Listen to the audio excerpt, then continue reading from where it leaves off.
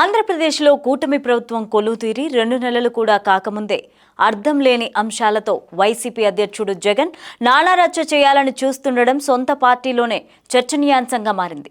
జగన్ వైఖరితో సొంత పార్టీ నేతలే తమ మనుగడ కోసం పక్కచూపులు చూస్తున్న పరిస్థితి నెలకొంది. వాస్తవానికి కూటమి అఖండ మెజారిటీతో అధికారంలోకి వచ్చినప్పటి నుంచే వైసీపీ మనుగడపై సందేహాలు వ్యక్తమవుతూ వస్తున్నాయి. వైసీపీ బలం 151 నుంచి ఒక్కసారిగా 11కి పడిపోయింది. ఆ క్రమంలోనే జగన్ అక్రమాస్తుల కేసుల విచారణ వేగవంతం అవుతుండడంతో ఆయన భవిష్యత్తుపై నేతల్లో భయం పట్టుకున్నట్లు కనిపిస్తోంది. ఇలాంటి పరిస్థితుల్లో వైసీపీ ఎమ్మెల్యేలు, ఎమ్మెల్సీలు గోడ దూకుతారన్న ప్రచారం వైరల్ అవుతోంది. ఆ విషయం గ్రహించే జగన్ కూడా వైరాగ్యం ప్రదర్శిస్తున్నారట. ఇంటర్నల్గా మీటింగ్స్లో పోయే వాళ్లను ఆపలేం కదా అని నిర్వేదంతో మాట్లాడుతున్నారని టాక్.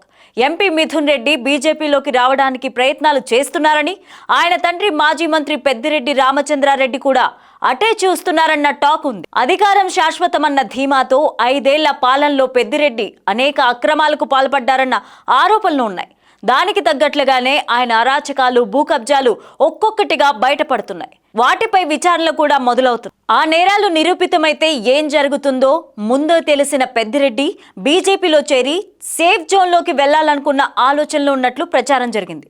అయితే అంత కర్మ తమకు పట్టలేదని ఆ తండ్రి కొడుకులు మేకపోతు గాంభీర్యం ప్రదర్శిస్తున్నారని పొలిటికల్ సర్కిల్లో వినిపిస్తున్నమాట.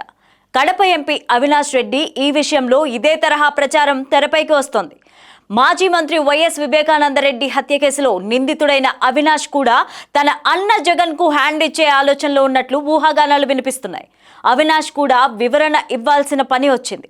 అటు గోడ దూకేందుకు సిద్ధంగా ఉన్న వైసీపీ నేతలపై అవినీతి ఆరోపణలు వెల్లువెత్తుతూ దానిపైన విచారణలు జరుగుతున్న టైంలో అలాంటి వారిని చేర్చుకుంటే తమకు కూడా ఆ బురద అంటుతుందనే అవకాశం ఉందని టీడీపీకి చెందిన సీనియర్ నేతలు అభిప్రాయపడుతున్నట్టు తెలుస్తోంది.